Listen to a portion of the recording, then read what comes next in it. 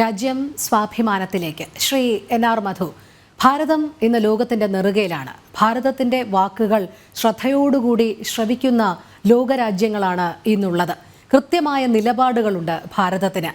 കേന്ദ്ര സർക്കാർ BJP കേന്ദ്ര സർക്കാരിൽ ഭരണം തുടങ്ങിയതു മുതൽ നമുക്കറിയാം യുദ്ധത്തിനെതിരെയും ഭീകരവാദത്തിനെതിരെയും ഒക്കെ എടുത്ത ശക്തമായ നിലപാടുകൾ. അതുകൊണ്ട് തന്നെ ഭാരതത്തിന്റെ ആർജവം എത്രത്തോളം ഉണ്ട് എന്നുള്ളത് മറ്റ് ലോകരാഷ്ട്രങ്ങൾക്കറിയാം. ഭാരതം ഇന്ന് ശ്രീരാമ ക്ഷേത്രത്തിൽ രാംലല്ലയുടെ പ്രാണപ്രതിഷ്ഠ നടത്തുന്നതിലൂടെ ലോകരാജ്യങ്ങൾ നമ്മളെ എങ്ങനെയായിരിക്കും ഇന്നത്തെ ദിവസം വീക്ഷിക്കുക?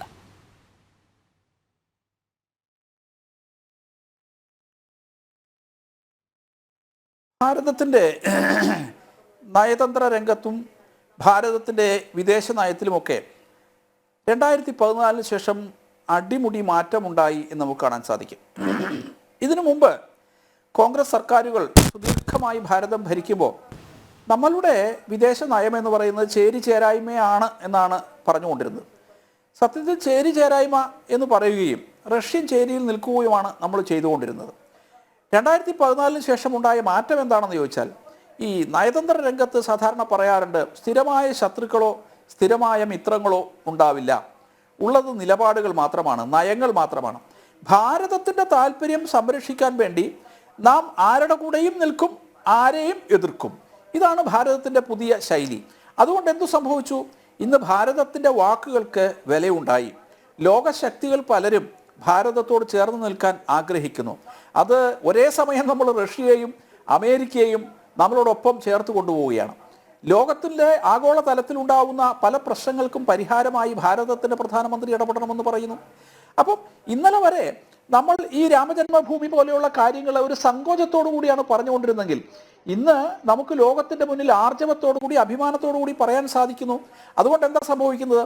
പലരും പറഞ്ഞു BJP അധികാരത്തിൽ വന്നു കഴിഞ്ഞാൽ നമുക്ക് പെട്രോളിയം ലഭിക്കില്ല, മുസ്ലിം രാഷ്ട്രങ്ങൾക്കാണ് പെട്രോളിയത്തിൻ്റെ കുത്തക, ഗൾഫ് രാജ്യങ്ങൾ മുഴുവൻ നമുക്കെതിരാകും. ഇന്ന് എന്താ സംഭവിച്ചിരിക്കുന്നത്? സൗദി അറേബ്യ പോലെയുള്ള രാജ്യങ്ങൾ അവരുടെ ക്രൂഡ് ഓയിൽ സംരക്ഷിക്കാൻ ഏൽപ്പിക്കുന്നത് ഭാരതത്തെയാണ്. മുസ്ലിം രാഷ്ട്രങ്ങൾ, ഈ പറയുന്ന ഗൾഫ് രാജ്യങ്ങൾ മത്സരിച്ച് നമ്മളുമായി നയതന്ത്ര സൗഹൃദം നിലനിർത്താൻ വേണ്ടി മത്സരിക്കുന്ന കാഴ്ചയാണ് നമ്മൾ കാണുന്നത്. അവരുടെ പ്രതിരോധ മേഖലയിൽ പോലും നമ്മളുടെ സഹകരണം തേടുന്ന കാഴ്ചയാണ് നമ്മൾ കാണുന്നത്. അപ്പോൾ സത്യത്തിൽ ശക്തമായ നിലപാടുകളുള്ള ശക്തമായ ഒരു രാഷ്ട്രത്തോടൊപ്പം നിൽക്കാൻ എല്ലാവരും തയ്യാറാകും. ഇന്ന് രാമജന്മഭൂമിയിൽ ഇന്ന് പ്രാണപ്രതിഷ്ഠ നടക്കുന്ന അതേ സമയത്ത് നമുക്കറിയാം അബുദാബിയിൽ ഒരു പടുകൂറ്റൻ ക്ഷേത്രം നിർമ്മിച്ച് കഴിഞ്ഞിരിക്കുകയാണ്. ഒരുപക്ഷെ അവിടെയും ആചാര്യനായിട്ട് അല്ലെങ്കിൽ യജമാനായിട്ട് പോകാൻ പോകുന്ന നമ്മുടെ ബഹുമാനപ്പെട്ട പ്രധാനമന്ത്രി ആയിരിക്കും. ലോകം മുഴുവൻ ഇത് കണ്ടുകൊണ്ടിരിക്കുകയാണ്. അബുദാബി പോലെയുള്ള ഒരു മുസ്ലിം രാഷ്ട്രം ഒരു ഹിന്ദു ക്ഷേത്രം അവിടെ അനുവദിച്ചു കൊടുക്കണമെന്നുണ്ടെങ്കിൽ അത് കേവലം ഒരു മതസൗഹാർദ്ദത്തിൻ്റെ വിഷയം മാത്രമല്ല, അതിൻ്റെ പിന്നിൽ നയതന്ത്രമുണ്ട്. ആ നയതന്ത്രമാണ് ഭാരതത്തിൻ്റെ വർത്തമാനകാല കരുത്ത് എന്ന് പറയുന്നത്. ഭാരതം കരുത്തനെ കൂടെ നിർത്താൻ എല്ലാവർക്കും ആഗ്രഹമുണ്ട്. ദുർബലൻ എല്ലാവർക്കും ഭാരമായിരുന്നു. ഇന്നലെ വരെ ഭാരതം മറ്റ് രാജ്യങ്ങൾക്ക് ഭാരമായിരുന്നു. ഇന്ന് ഭാരതം ഒരു ആണവ ശക്തിയാണ്. ലോകത്തിലെ 9 ആണവ ശക്തികളിൽ ഒന്നാണ്. ലോകത്തിലെ ബഹിരാകാശ ശക്തികളിൽ നമ്മൾ 6 ശക്തികളിൽ ഒന്നാണ്. ലോകത്തിൽ സ്വന്തമായി മിസൈലുകൾ വിക്ഷേപിക്കാൻ സാധിക്കുന്ന ലോകത്തിലെ 4-5 രാഷ്ട്രങ്ങളാണ്. അതിലൊന്നാണ് ഭാരതം. ലോകത്തിൽ 3-4 രാജ്യങ്ങൾക്കാണ് ഈ വിമാനവാഹിനി കപ്പൽ സ്വന്തമായിട്ട് നിർമ്മിക്കാൻ സാധിക്കുന്നത്. അങ്ങനെ ബഹിരാകാശ രംഗത്ത് മാത്രമല്ല, പ്രതിരോധ രംഗത്ത് മാത്രമല്ല, നമ്മളുടെ കാർഷിക രംഗത്തും എല്ലാം നമ്മൾ നോക്കൂ. കോവിഡ് വന്ന സമയത്ത് ഏതാണ്ട് 2 വർഷക്കാലം 80% ജനങ്ങൾക്ക് സൗജന്യമായി ആഹാരം കൊടുക്കാൻ സാധിച്ച രാജ്യമാണ് ഭാരതം. ലോകത്തിലെ അനേകം രാഷ്ട്രങ്ങൾക്ക് സൗജന്യമായി കോവിഡിൻ്റെ മരുന്ന് കൊടുക്കാൻ സാധിച്ച രാജ്യമാണ് നമ്മളുടേത്. അങ്ങനെ ഇന്ന് ശക്തമായ ഭാരതത്തെ തങ്ങളോടൊപ്പം നിർത്താൻ വൻശക്തികൾ മത്സരിക്കുകയാണ്. നമ്മളെ സംബന്ധിച്ചിടത്തോളം നമ്മുടെ നയതന്ത്ര മിടുക്കുകൊണ്ട് ഒരേ സമയം റഷ്യയെയും അതേസമയം അമേരിക്കയെയും മതമൗലികവാദ സ്വഭാവമുള്ള അല്ലെങ്കിൽ മതാധിഷ്ഠിത രാഷ്ട്രങ്ങളെയും എല്ലാം നമുക്ക് നമ്മുടെ കൂട്ടത്തിൽ നിർത്താൻ സാധിക്കുന്നു എന്നുള്ളതാണ്.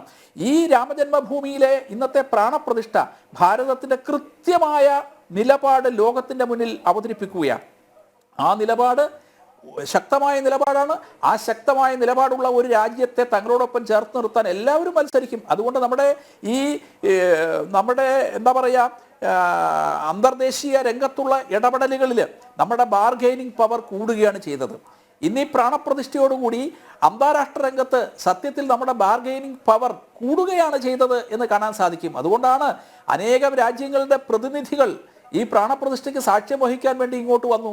ഇനി ലോകത്തിൻ്റെ വിവിധ ഭാഗങ്ങളിൽ നിന്നും നമ്മളുടെ രാമലല്ലയെ കാണാൻ വേണ്ടി, ബാലകരാമനെ കാണാൻ വേണ്ടി ആ അയോധ്യയിലേക്ക് തീർത്ഥാടനം നടത്തുന്ന കാഴ്ചയും നമ്മൾ നമ്മുടെ ജീവിതത്തിൽ നമ്മുടെ കണ്ണുകൊണ്ട് കാണാൻ പോവുകയാണ്. ഒരു നവഭാരതമാണ് വരാൻ പോകുന്നത്. അത് കുരുടന്മാർക്ക് കാണാൻ കഴിയില്ല. സ്വാമി വിവേകാനന്ദൻ പണ്ടേ പറഞ്ഞിട്ടുണ്ട്, കുരുടന്മാർക്ക് കാണാൻ പറ്റില്ല, കുശക്തികൾക്ക് കാണാൻ സാധ്യമല്ല. ഭാരതത്തിൻ്റെ മിഴി തുറന്ന രാമന് അത് കാണാൻ സാധിക്കും. ജനകോടികളുടെ മിഴിയാണ് ഇന്ന് തുറന്നിരിക്കുന്നത്. ഭാരതത്തിൻ്റെ സാംസ്കാരിക സ്വത്വബോധത്തിൻ്റെ ആ മിഴി തുറപ്പുത്സവമാണ് ഇന്ന് നടന്നത്.